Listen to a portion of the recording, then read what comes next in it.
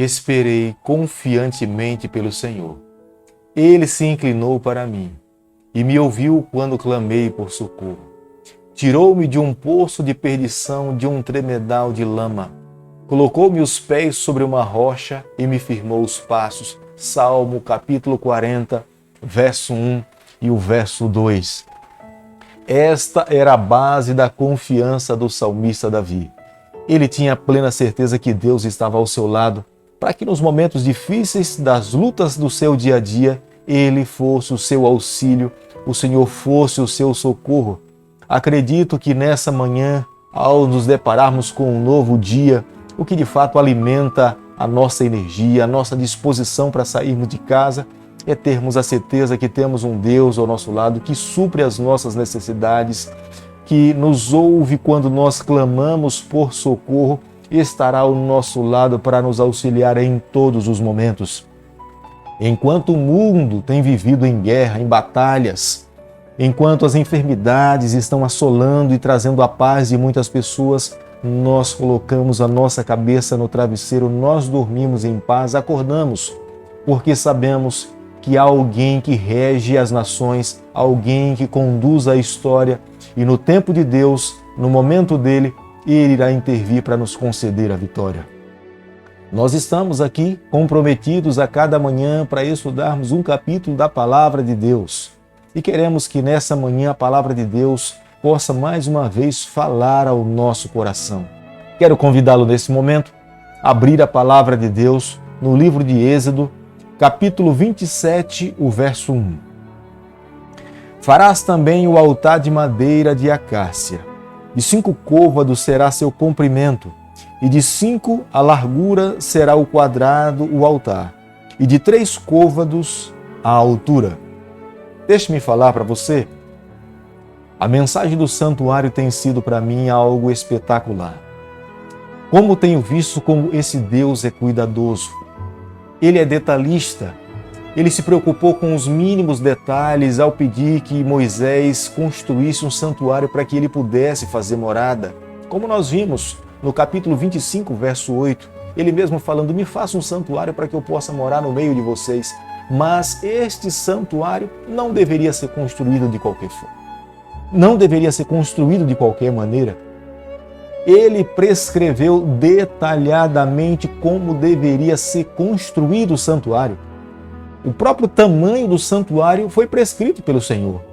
Os materiais que seriam usados, os metais que seriam revestidos as madeiras, que Deus também falou que seriam madeiras de acácia, Ele mesmo disse quais seriam os materiais que deveriam ser usados. E nós vemos aqui dentro da palavra de Deus que os materiais que estavam no lugar santíssimo onde ele estava deveria ser construído com ouro. E quando estava do lugar santo para fora do santuário, era prata ou bronze, materiais que eram inferiores ao ouro. Deus detalhadamente permitiu e pediu que o santuário fosse construído ali no deserto, para que fosse uma escola onde os israelitas iriam aprender como o plano de salvação estava arquitetado antes da fundação do mundo, para que os seres humanos pudessem compreender, entregar as suas vidas e receber a salvação. O nosso Deus é um Deus evangelista. Nada do que foi feito no santuário terrestre deve ser menosprezado por nós. Se nós estudarmos a palavra de Deus, nós veremos que a base do livro de Hebreus, que foi escrita pelo apóstolo Paulo, como base, ela usa o santuário. Veja, se Paulo tem como base em escrever um livro, o santuário, entendo que nos dias em que nós estamos vivendo, nós não podemos menosprezar uma mensagem tão especial e vermos que esse Deus, de uma forma tão minuciosa, ele cuidou dos mínimos detalhes para que ele pudesse fazer morada ali dentro. Nós não podemos menosprezar que o tempo investido por Deus em escrever, em detalhar o santuário, seja um assunto que não seja relevante para os dias em que nós estamos vivendo. Era de extremo valor para os israelitas, mas nos dias em que nós também nos encontramos, tem um tremendo valor. São ensinamentos que nós precisamos abraçar a cada dia. Quando nós olhamos para a construção do santuário, nós já podemos ver que a maneira como Deus pede para que o santuário pudesse ser construído, ele já estava ensinando. O santuário tem um formato de uma cruz. Quando nós entramos, quem está de frente para o santuário, pela porta do átrio, e está entrando no santuário, logo à sua frente estava o altar de incenso. Deus estava dizendo para ele o seguinte: bom, sem derramamento de sangue não há remissão de pecados. Se você vai se aproximar de Deus, você precisamente pedir perdão, abrir seu coração, confessar as suas falhas, renunciar o seu eu, viver uma vida de arrependimento para que você possa ter condições de estar diante desse Deus. E o altar estava bem ali, que era o altar de holocaustos. Estava ali onde o sacerdote recebia as ofertas dos israelitas e ali em cima do altar ele imolava, matava o cordeiro, fazia o derramamento de sangue e oferecia a oferta ao Senhor. E o pecador então voltava para sua casa reconhecendo que ele tinha recebido perdão dos seus pecados. Um pouco mais à frente estava a pia, onde o sacerdote lavava as suas mãos. Mas um pouco mais adiante, à esquerda, e quem estava entrando, estava o candelabro. Era ali onde as lâmpadas deveriam se manter acesas, representando a pessoa de Deus que é a luz do mundo. E o que nós precisamos ser hoje, nos dias em que nós estamos vivendo, ser essa luz do Senhor, falarmos de Cristo. A nossa vida precisa exemplificar o nosso Salvador. As pessoas, ao olharem para nós, elas precisam ver essa clareza, essa beleza que está contida na palavra do Senhor. À direita de quem entrava estava a mesa dos pães da preposição. Os pães representavam a Cristo. É o único pão que alimenta, é o único pão que sacia a necessidade do coração de um ser humano. Mas um pouco mais adiante estava o altar de incenso, antes de entrar no Santo do Santo. Era o altar que ali o incenso tomava conta de todo o ambiente sagrado.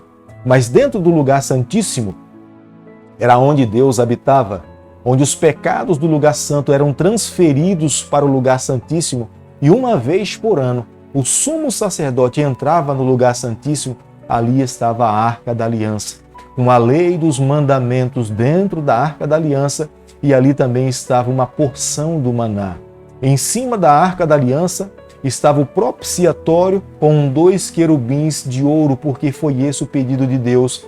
Eles não deveriam ser adorados, mas eles deveriam representar a santidade do Senhor. Na porta do átrio, da entrada na tenda do santuário, estava uma cortina de linho finíssimo, onde o Senhor pediu para que fosse colocado essa cortina de linho finíssimo para aqueles que estavam do lado de fora não pudessem ver a santidade e das atividades que estavam acontecendo dentro do lugar santo. Deus queria que o sacerdote e ele também tivesse privacidade, e aqueles que estivessem do lado de fora pudessem compreender a santidade daqueles que estavam trabalhando diante de Deus. A porta do átrio era a porta que dava acesso à salvação, aos rituais sagrados, que somente Deus poderia limpar todo pecador. É por isso que Jesus um dia disse: eu sou o caminho, a verdade e a vida. Aqueles que vierem por mim irão receber a salvação. Portanto, ali era a porta que dava acesso às atividades sagradas, as atividades que nos remia dos nossos pecados, as atividades que nos traziam salvação, apontando um dia para a morte do Cordeiro de Deus que nos limpa de todo o pecado. Deus se preocupou de uma forma tão especial que o azeite, as olivas eram moídas num pilão, e o azeite colhido dali, depois de serem moídas no pilão, eram levadas para dentro do santuário para alimentar o candelabro.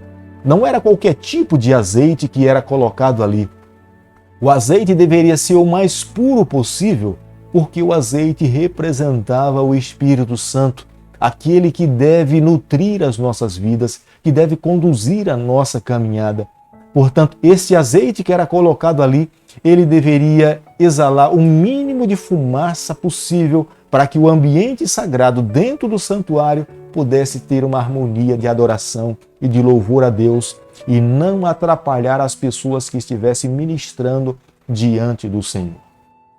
No capítulo 27, no verso 21, o tabernáculo era o local onde Deus se reunia com os líderes de Israel, os sacerdotes. Era onde Deus transmitia para o seu povo a sua vontade. Era Deus que tomava a iniciativa nos dias em que ele estaria ali para falar para o seu povo, para falar para os líderes. Diferente da tenda da congregação. Essa tenda da congregação era uma tenda montada fora do acampamento de Israel, onde Moisés entrava ali e ouvia de Deus as orientações para falar ao povo. Mas o santuário era um local restrito, onde Deus se manifestava e o sacerdote se apresentava diante de Deus, onde Deus também comunicava as suas verdades.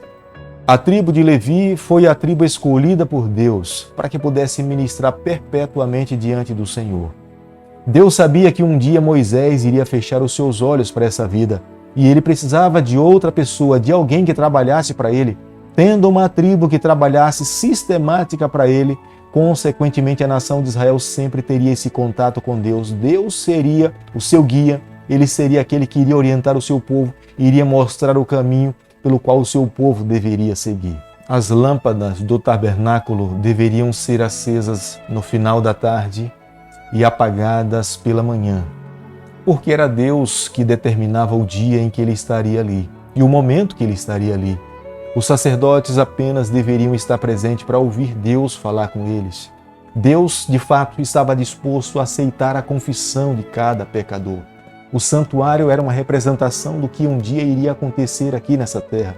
O Cordeiro de Deus iria morrer e aqueles que crescem em Jesus Cristo, ofertassem, abrissem o seu coração, receberiam perdão dos seus pecados.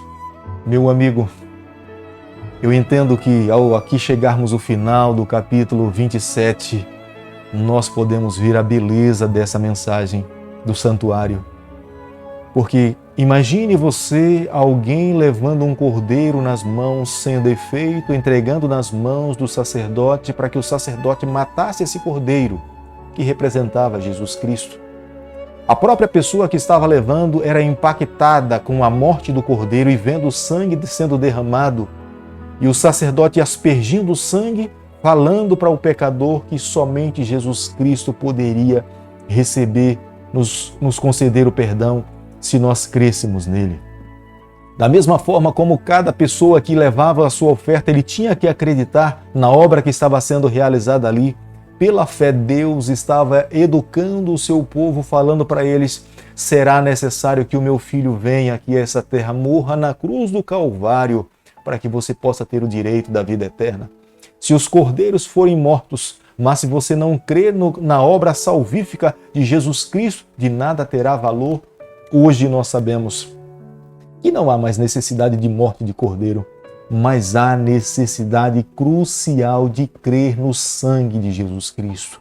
Uma vez que ele morreu, é uma vez por todas. É por isso que João Batista um dia diz: eis o Cordeiro de Deus que tira o pecado do mundo. Nessa manhã, eu e você, ao sairmos para as nossas atividades, creia no que Jesus Cristo fez por você, no que Ele está fazendo hoje no santuário celestial.